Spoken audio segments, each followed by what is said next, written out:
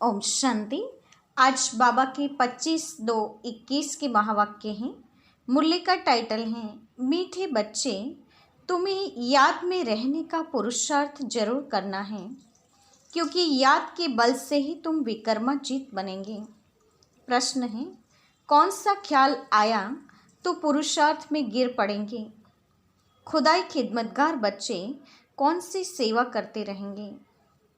प्रश्न है, कौन सा ख्याल आया तो पुरुषार्थ में गिर पड़ेंगे और खुदाई खिदमतगार बच्चे कौन सी सेवा सदा करते रहेंगे। उत्तर है, कई बच्चे समझते हैं अभी टाइम पड़ा है, पीछे पुरुषार्थ कर लेंगे, परंतु मौत का नियम थोड़ी है, कल कल करते मर जाएंगे, इसलिए ऐसी मत समझो बहुत वर्ष पड़े हैं, पिछाड़ी में गैलप कर लेंगे। यह ख्याल और ही गिरा देगा। जितना हो सके याद में रहने का पुरुषार्थ कर श्रीमत पर अपना कल्याण करते रहो। रूहानी खुदाई खिदमतगार बच्चे रूहों को सेल्वेज करने, पतितों को पावन बनाने की सेवा करते रहेंगे। गीत है ओम नमो शिवाय। ओम शांति। यह तो बच्चों को समझाया गया है, निराकार बाप साकार बिगर कोई भी कर्म नहीं कर सकते हैं, पार्ट बजा नहीं सकते। रूहानी बाप आकर ब्रह्मा द्वारा रूहानी बच्चों को समझाते हैं। योग बल से ही बच्चों को सतोप्रधान बनना है, फिर सतोप्रधान विश्व का मालिक बनना है। यह बच्चों की बुद्धि में है। कल्प कल्प बाप आकर के राजयोग सिखलाते हैं। ब्रह्मा द्वारा आकर आदि सनातन देवी देवता धर्म की स्थापना करते हैं, यानी मनुष्य को देवता बनाते हैं। मनुष्य जो देवी देवता थे सो अब बदलकर शूद्र पतित बन पड़े हैं। भारत जब पारसपुरी था तो पवित्रता सुख शांति सब थी। यह 5000 वर्ष की बात है। एक्यूरेट हिसाब किताब बाप बेट समझाते हैं। उनसे ऊंच तो कोई है नहीं। सृष्टि व झाड़ जिसको कल्प वृक्ष कहते हैं, उसके आदि मध्य अंत का राज बाप ही बता सकते हैं। भारत का जो देवी देवता धर्म था वह अब प्रायः लोप हो गया है। देवी देवता धर्म तो अभी रहा नहीं है। देवताओं के चित्र जरूर हैं, यह तो भारतवासी जानते हैं। सतयुग में लक्ष्मी नारायण का राज्य था, पर शास्त्रों में यह भूल कर दी है जो कृष्ण को द्वापर में ले गए हैं। बाप ही आकर भूले हुए को पूरा रास्ता बताते हैं। रास्ता बतलाने वाला आता है तो सब आत्माएं मुक्तिधाम में चले जाती हैं। इसीलिए उनको कहा जाता है सर्व का सद्गति दाता। रचता एक ही होता है, एक ही सृष्टि है। वर्ल्ड की हिस्ट्री ज्योग्राफी एक ही है, वह रिपीट होती रहती है। सतयुग, त्रेता, द्वापर, कलयुग, फिर होता है संगम युग। कलयुग में है पतित, सतयुग में है पावन। सतयुग होगा तो जरूर कलयुग विनाश होगा। विनाश से पहले स्थापना होगी। सतयुग में तो स्थापना नहीं होगी। भगवान आएगा ही तब जब पतित दुनिया है। सतयुग तो है ही पावन दुनिया। पतित दुनिया को पावन दुनिया बनाने भगवान को आना पड़ता है। अब बाप सहज से सहज युक्ति बताते हैं। देह की सब संबंध छोड़ देही अभिमानी बन बाप को याद करो। कोई एक तो पतित पावन है ना। भक्तों को फल देने वाला एक ही भगवान है। भक्तों को ज्ञान देते हैं। पतित दुनिया में ज्ञान सागर ही आते हैं पावन बनाने के लिए। पावन बनते हैं योग से। बाप बिगर तो कोई पावन बना न सके। यह सब बातें बुद्धि में बिठाई जाती हैं औरों को समझाने के लिए। घर घर में संदेश देना है। ऐसे नहीं कहना है कि भगवान आया है, बड़ा युक्ति से समझाना होता है। बोलो वह बाप है ना। एक है लौकिक बाप और दूसरा है पारलौकिक बाप।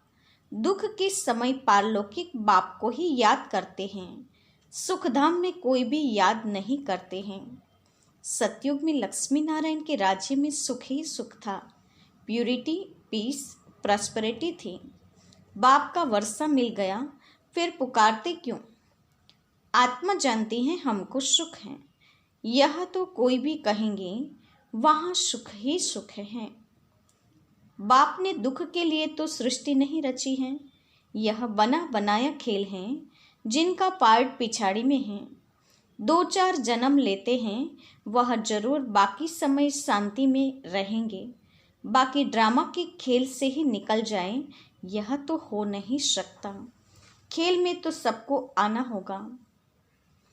1-2 को जन्म मिलते हैं तो बाकी समय जैसे मोक्ष में है। आत्मा पार्टधारी है ना, कोई आत्मा को उच्च पार्ट मिला हुआ है, कोई को कम। यह भी अभी तुम जानते हो। गाया जाता है ईश्वर का कोई अंत नहीं पा सकते, बाप ही आकर अंत देते हैं रचता और रचना के आदि मध्य अंत का। जब तक रचता खुद न आए तब तक रचता और रचना को जान नहीं सकते। बाप ही आकर बतलाते हैं। मैं साधारण तन में प्रवेश करता हूँ। मैं जिसमें प्रवेश करता हूँ वह अपने जन्मों को नहीं जानते। उनको बैठ 84 जन्मों की कहानी सुनाता हूँ। कोई के पार्ट में चेंज नहीं हो सकती। यह बना बनाया खेल है। यह भी किसकी बुद्धि में नहीं बैठता है। बुद्धि में तब बैठे जब पवित्र होकर समझें। अच्छी रीति समझने के लिए 7 रोज बैठे हैं। भागवत आदि भी 7 दिन रखते हैं। यहाँ भी समझ में आता है कम से कम 7 दिन के सिवाय कोई समझ नहीं सकेंगे। कोई तो अच्छा समझ लेते हैं, कोई तो 7 रोज समझकर भी कुछ नहीं समझते। बुद्धि में बैठता नहीं। कह देते हैं हम तो 7 रोज आया, हमारी बुद्धि में कुछ बैठता नहीं। ऊंच पद पाना नहीं होगा तो बुद्धि में बैठेगा नहीं।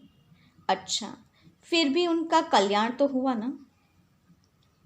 प्रजा तो ऐसे ही बनती हैं, बाकी राज्य भाग्य लेना उसमें तो गुप्त मेहनत है। बाप को याद करने से ही विकर्म विनाश होते हैं। अब करो न करो परंतु बाप का डायरेक्शन यह है। प्यारी वस्तु को तो याद किया जाता है ना। भक्ति मार्ग में भी गाते हैं, हे पतित पावन आओ। अब वह मिला है। कहते हैं मुझे याद करो तो कट उतरती जाएगी। बात सही सहज थोड़ी मिल सकती है, कुछ तो मेहनत होगी ना। याद में ही मेहनत है। मुख्य है ही याद की यात्रा। बहुत याद करने वाले कर्मातीत अवस्था को पा लेते हैं। पूरा याद न करने से विकर्म विनाश नहीं होंगे। योग बल से ही विकर्माजीत बनना है। आगे भी योग बल से ही विकर्मों को जीता है। लक्ष्मी नारायण इतने पवित्र कैसे बने, जबकि कलयुग अंत में कोई भी पवित्र नहीं है। इसमें तो साफ है। यह गीता के ज्ञान का एपिसोड रिपीट हो रहा है। शिव भगवानुवाच, भूले तो होती रहती है ना, बाप ही आकर अभूल बनाते हैं। भारत के जो भी शास्त्र हैं वो सब है भक्ति मार्ग के। बाप कहते हैं मैंने जो कहा था वह किसको भी पता नहीं है। जिन्हों को कहा था उन्होंने पद पाया। 21 जन्मों की प्रारब्ध पाई, फिर ज्ञान प्रायः लोप हो जाता है। तुम ही चक्र लगाकर आए हो। कल्प पहले जिन्होंने सुना है वही आएंगे। अभी तुम जानते हो हम सैपलिंग लगा रहे हैं मनुष्य को देवता बनाने का। यह है देवी झाड़ का सैपलिंग। वो लोग फिर उन झाड़ों का सैपलिंग बहुत लगाते रहते हैं। बाप आकर कंट्रास्ट बताते हैं। बाप देवी फूलों का सैपलिंग लगाते हैं, वे तो जंगल का सैपलिंग लगाते रहते हैं। तुम दिखाते भी हो कौरव क्या करत भये, पांडव क्या करत भये। उनके क्या प्लान हैं और तुम्हारे क्या प्लान्स हैं। वो अपना प्लान बनाते हैं, दुनिया बढ़े नहीं। फैमिली प्लानिंग करे जो मनुष्य जास्ती न बढ़े, उसके लिए मेहनत करते रहते हैं। बाप तो बहुत अच्छी रीति बात बतला देते हैं। अनेक धर्म विनाश हो जाएंगे, एक ही देवी देवता धर्म की फैमिली स्थापन हो जाएगी। सतयुग में एक ही आदि सनातन देवी देवता धर्म की फैमिली थी और इतनी फैमिलीज थी नहीं। भारत में कितनी फैमिली हैं? Gujarati family, Maharashtrian family. वास्तव में भारतवासियों की एक फैमिली होनी चाहिए। बहुत फैमिलीज होगी तो ज़रूर आपस में खिटपिट भी रहेगी ना। फिर सिविल वार हो जाती हैं, फैमिली में भी सिविल वार हो जाती हैं। जैसे क्रिश्चियन की अपनी फैमिली हैं, उन्हों की भी आपस में लगती हैं। आपस में दो भाई नहीं मिलते, पानी भी बांटा जाता है। सिख धर्म वाले समझेंगे हम अपने सिख धर्म वालों को जास्ती सुख दे, रग जाती हैं तो माथा मारते रहते हैं। जब अंत होती हैं तो फिर सिविल वार आदि सब आ जाती हैं, आपस में लड़ने लग पड़ते हैं। विनाश तो होना ही है, बॉम्ब्स ढेर बनाते रहते हैं। बड़ी लड़ाई जब लगी थी जिसमें 2 बॉम्ब्स छेड़े थे, अभी तो ढेर बनाए हैं। समझ की बात है ना। तुमको समझाना है यह लड़ाई वही महाभारत की है। बड़े बड़े लोग जो भी हैं कहते हैं अगर इस लड़ाई को बंद नहीं किया तो सारी दुनिया को आग लग जाएगी। आग तो लगनी ही है, यह तुम जानते हो। बाप आदि सनातन देवी देवता धर्म की स्थापना कर रहे हैं। राजयोग है सतयुग का, वह देवी देवता धर्म अब प्रायः लोप है। चित्र भी बने हैं। बाप कहते हैं कल्प पहले मुआफिक जो विघ्न पड़ने होंगे वह पड़ेंगे। पहले थोड़ी ही पता पड़ता है, फिर समझा जाता है कल्प पहले ऐसे हुआ होगा। यह बना बनाया ड्रामा है। ड्रामा में हम बांधे हुए हैं। याद की यात्रा को भूल नहीं जाना चाहिए। इनको परीक्षा कहा जाता है। याद की यात्रा में ठहर नहीं सकते हैं, थक जाते हैं। गीत है ना, रात की राही, इसका अर्थ कोई समझ न सके। यह है याद की यात्रा, जिससे रात पूरी हो दिन आ जाएगा, आधा कल पूरा हो फिर सुख शुरू होगा। बाप ने ही मन मना भव का अर्थ भी समझाया है। सिर्फ गीता में कृष्ण का नाम डालने से वह ताकत नहीं रही है। अब कल्याण तो सबका होना है। गोया हम सब मनुष्य मात्र का कल्याण कर रहे हैं। भारत खास, दुनिया आम, सबका श्रीमत पर हम कल्याण कर रहे हैं। कल्याणकारी जो बनेंगे तो वर्षा भी उनको मिलेगा। याद की यात्रा के सिवाय कल्याण हो न सके। अभी तुमको समझाया जाता है, वह तो बेहद का बाप है। बाप से वर्षा मिला था। भारतवासियों ने ही 84 जन्म लिए हैं। पुनर्जन्म का भी हिसाब है। कोई समझते नहीं कि 84 जन्म कौन लेते हैं। अपने ही श्लोक आदि बनाकर सुनाते रहते हैं। गीता वही, टीकाएं अनेक लिख देते हैं। गीता से तो भागवत बड़ा कर दिया है। गीता में है ज्ञान, भागवत में है जीवन कहानी। वास्तव में बड़ी गीता होनी चाहिए। ज्ञान का सागर बाप है, उनका ज्ञान तो चलता ही रहता है। वह गीता तो आधे घंटे में पढ़ लेते हैं। अभी तुम यह ज्ञान तो सुनते ही आते हो। दिन प्रतिदिन तुम्हारे पास अनेक लोग आते रहेंगे, धीरे धीरे आएंगे। अभी ही अगर बड़े बड़े राजाएं आ जाएं फिर तो देरी न लगे ना, झट आवाज़ निकल जाए। इसीलिए युक्ति से धीरे धीरे चलता रहता है। यह है ही गुप्त ज्ञान, किसको पता नहीं कि यह क्या कर रहे हैं। रावण के साथ तुम्हारी युद्ध कैसे है यह तो तुम ही जानो, और कोई जान न सके। भगवान उवाच, तुम सतोप्रधान बनने के लिए मुझे याद करो तो पाप नाश हो जाएंगे। पवित्र बनो तब तो साथ ले जाऊं। जीवन मुक्ति सबको मिलनी है। रावण राज्य से मुक्ति हो जाएगी। तुम लिखते भी हो, हम शिव शक्ति ब्रह्मा कुमार कुमारियाँ श्रेष्ठाचारी दुनिया स्थापन करेंगे। परमपिता परमात्मा की श्रीमत पर 5000 वर्ष पहले मुआफिक 5000 वर्ष पहले श्रेष्ठाचारी दुनिया थी। यह बुद्धि में बिठाना चाहिए। मुख्य मुख्य पॉइंट्स बुद्धि में धारण होगी तब याद की यात्रा में रहेंगे। पत्थर बुद्धि है ना, कोई समझते हैं अभी टाइम पड़ा है, पीछे पुरुषार्थ कर लेंगे। परंतु मौत का नियम थोड़े ही है, कल मर जाए तो कल कल करते मर जाएंगे। पुरुषार्थ तो किया नहीं, इसीलिए ऐसे मत समझो कि बहुत वर्ष पड़े हैं, पिछाड़ी में गैलब कर लेंगे। यह ख्याल और ही गिरा देंगे। जितना हो सके पुरुषार्थ करते रहो। श्रीमत पर हरेक को अपना कल्याण करना है, अपनी जांच करनी है। कितना बाप को याद करता हूँ और कितना बाप की सर्विस करता हूँ। रूहानी खुदाई खिदमतगार तुम हो ना। तुम रूहों को सेल्वेस करते हो। रूह पति से पावन कैसे बने, उसकी युक्तियाँ बतलाते हैं। दुनिया में अच्छे और बुरे मनुष्य तो होते ही हैं, हर एक का पार्ट अपना अपना है। यह है सारी बेहद की बात। मुख्य टाल टालियाँ ही गिनी जाती हैं, बाकी तो पत्ते अनेक हैं। बाप समझाते रहते हैं, बच्चे मेहनत करो, सबको बाप का परिचय दो, तो बाप से बुद्धियोग जुट जाए। बाप सब बच्चों को कहते हैं, पवित्र बनो तो मुक्ति धाम में चले जाएंगे।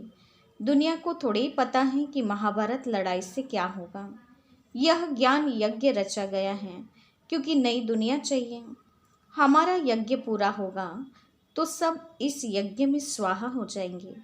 अच्छा, मीठी मीठी सिकिलते बच्चों के प्रति माता पिता बाप दादा का याद प्यार और गुड मॉर्निंग। रूहानी बाप की रूहानी बच्चों को नमस्ते। हम रूहानी बच्चों की रूहानी माता पिता बाप दादा को याद प्यार और नमस्ते। सार है पहली पॉइंट। यह बना बनाया ड्रामा है, इसलिए विघ्नों से घबराना नहीं है। विघ्नों में याद की यात्रा को भूल नहीं जाना है। ध्यान रहे याद की यात्रा कभी ठहर न जाए। दूसरा, पारलौकिक बाप का परिचय सबको देते हुए पावन बनने की युक्ति बतलानी है। दैवी झाड़ का सैपलिंग लगाना है। वरदान है, सर्व जिम्मेवारियों के बोझ बाप को देकर सदा अपनी उन्नति करने वाले सहज योगी भव। सर्व जिम्मेवारियों के बोझ बाप को देकर सदा अपनी उन्नति करने वाले सहज योगी भव। वरदान का स्पष्टीकरण है, जो बच्चे बाप के कार्य को संपन्न करने की जिम्मेवारी का संकल्प लेते हैं, उन्हें बाप भी इतना ही सहयोग देते हैं। सिर्फ जो भी व्यर्थ का बोझ है वह बाप के ऊपर छोड़ दो। बाप का बनकर बाप के ऊपर जिम्मेवारियों का बोझ छोड़ने से सफलता भी ज़्यादा और उन्नति भी सहज होगी।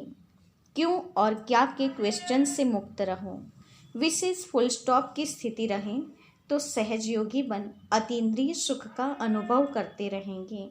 स्लोगन है, दिल और दिमाग में ऑनेस्टी हो तो बाप व परिवार के विश्वास पात्र बन जाएंगे। दिल और दिमाग में ऑनेस्टी हो तो बाप व परिवार के विश्वास पात्र बन जाएंगे। आज के मुख्य पॉइंट्स हैं। बाबा ने आज हम बच्चों को कहा है कि याद में रहने का पुरुषार्थ करना है। याद के बल से ही विक्रमाजीत बन सकते हैं। योग बल से ही बच्चे सतोप्रधान बन के विश्व के मालिक बन सकते हैं। इसी के लिए बाबा अभी राजयोग सिखलाते हैं। शूद्र पतित बन पड़ी बुद्धि को फिर से पारस बुद्धि बनाते हैं। पवित्रता सुख शांति का वर्षा देते हैं। फिर से नई देवी देवता धर्म की स्थापना कर रहे हैं। साथ ही बाबा ने बताया कि खिदमतगार बच्चे क्या सेवा करते रहेंगे। तो जो खिदमतगार बच्चे हैं वो रूहों को सेल्वेस करेंगे, पतितों को पावन बनाने की सेवा करेंगे। और बाबा ने कहा पुरुषार्थ में कई बच्चे गिर पड़ते हैं तो उनकी सोच ये होती है कि अभी तो बहुत टाइम पड़ा है, पीछे पुरुषार्थ कर लेंगे।